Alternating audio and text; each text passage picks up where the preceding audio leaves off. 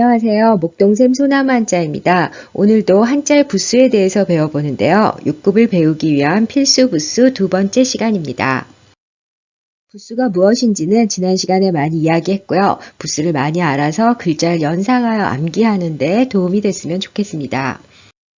6급에서 꼭 알아두면 좋은 부수 중에서 오늘은 무기와 그리고 도구 한 가지에 대해서 해보려고 하는데요. 첫 번째는 화살시라는 부수입니다. 화살시는 하나, 둘, 셋, 넷, 다섯 이렇게 써야 되는데요. 쓰는 게 굉장히 중요한 글자입니다. 왜냐하면 글자를 처음에 작게 보고 구별 없이 봤을 때 비슷해 보이는 게 너무 많기 때문에 많이 틀리거든요.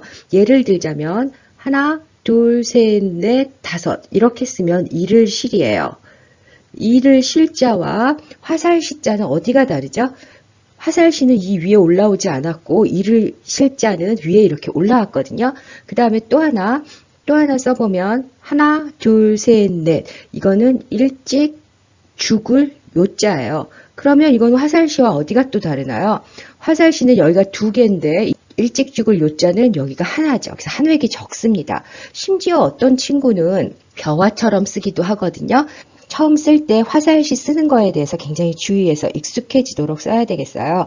선생님이 한 번 더 써보면 위로 올라오지 않게 위의 모양이 이렇게 시옷처럼 되도록 써야 됩니다. 화살시는 뜻이 화살이라는 뜻도 있지만 또 화살은 빨라야 날아가서 꽂히잖아요. 그래서 동사 빠르다는 뜻으로도 굉장히 많이 쓰였습니다. 자, 그러면 우리가 이제 글자 안에서 구별해 보도록 하겠는데요. 6급을 시험 볼 때 아이들이 굉장히 많이 틀리는 것 중에 하나가 이 알지자와 화목할 화자예요. 글자 모양이 굉장히 비슷하거든요. 알지는 여기가 화살시가 들어가서 아는 것은 화살처럼 빨리 말한다는 거고 이 벼화자가 들어간 건 화목할 화자죠. 벼로 맛있는 걸 서로 만들어 먹고 화목해졌다요. 그 다음 글자는 짧을 단인데요. 짧은 화살을 표현했고요. 이 결의족 쓸 때도 이 안에 들어가는 게 화살시입니다. 의심할 의자도 화살을 쏘았는데 정확히 맞았는지 의심스럽다라는 뜻에서 나왔거든요. 다음은 정말 많이 나오는 칼도라는 부수인데요. 칼도에서 중요한 것은 모양이 두 개라는 거예요. 이렇게 쓰는 거와 이렇게 쓰는 거, 이 두 개가 모두 똑같이 칼도, 그러니까 글자의 형태를 유지하기 위해서 변형 부수를 갖고 있습니다. 두 개가 같은 거라는 거. 물론 칼도를 힘력처럼 쓰면 안 되겠죠. 그 다음에 칼도는 칼이라는 뜻도 있지만 칼은 자르는 무기잖아요. 그래서 자르다라는 뜻으로도 정말 많이 쓰였어요. 그래서 글자 안에서 보면 여덟 팔을 칼로 나누다 할 때 나눌 뿐, 별을 칼로 잘라서 이제 먹을 수 있게 되었구나 이로울리, 옷을 만들려고 처음 칼로 자른다 할 때 처음초, 칼로 자르니 모양이 들쭉날쭉 다 다르더라 할 때 다를 별이었어요. 자, 많이 나오는 부수입니다. 다음 부수는 활궁이라는 부수인데요. 이게 무기부수 중에선 제일 쉬운 것 같아요. 활궁 쓰는 순서도 우리나라 리을과 같아서 쓰기도 쉽죠. 1, 2, 3 이렇게 쓰고요. 그런데 활이라는 뜻도 있지만 활이라는 무기는 당겨서 쏘는 거잖아요. 그래서 당기다, 잡아다니다 할 때 당기다라는 동사의 뜻으로도 아주 많이 쓰이고 있습니다. 글자 안에서 한번 보겠습니다. 활을 강하다. 강해야 목표물에 가서 꽂히겠죠. 활이 약하면 안 된다는 뜻에서 약할 약.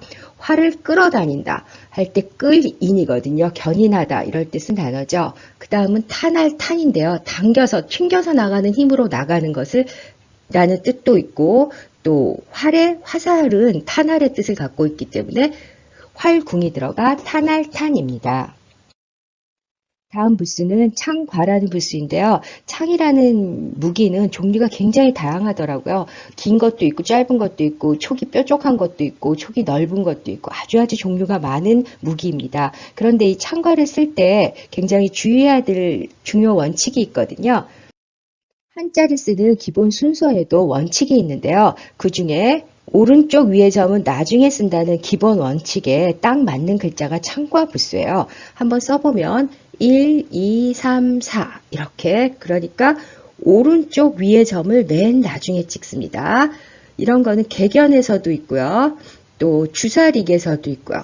오른쪽 위의 점은 맨 나중에 찍는다는 기본 원칙에 딱 맞는 글자였어요.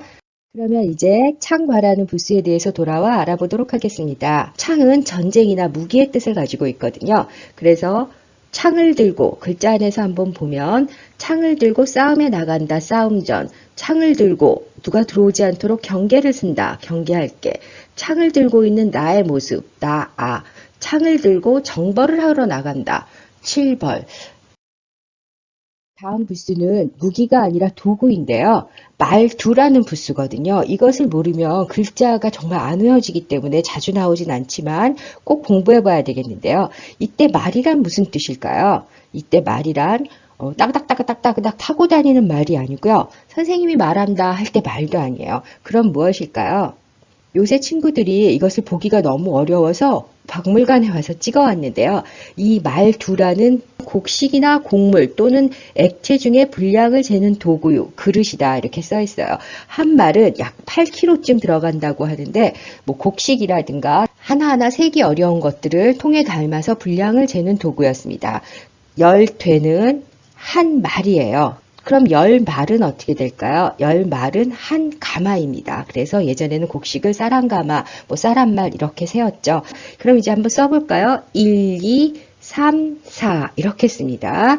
우리 말두가 들어간 글자를 공부해 보려고 하는데 벼화 옆에 말두가 오면 과목, 과, 쌀 옆에 또 말두가 오면 이거는 헤아릴 료자입니다. 쌀을 한 말, 두 말 헤아렸다는 뜻이에요.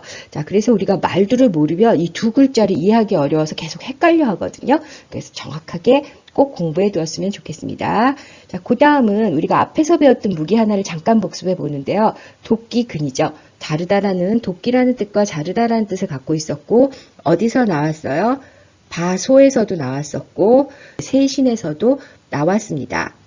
그럼 오늘 배운 부수를 한번 복습해 볼까요? 맨 처음 배운 부수는 쓰는데 아주 주의해야 되는 화살시라는 부수였고요. 그 다음은 두 가지 모양을 가지고 있었던 칼도라는 부수였고, 그 다음 리을처럼 생겨서 외우기가 좋았던 활궁, 오른쪽 위의 점은 나중에 찍는다는 창과 쌀 한 말 두 말을 센다 할 때 말두였습니다. 우리 온라인으로 배우는 친구들도 처음 배울 때 크게 정확하게 배워서 글자 안에서 바로 쓸 수 있었으면 좋겠습니다.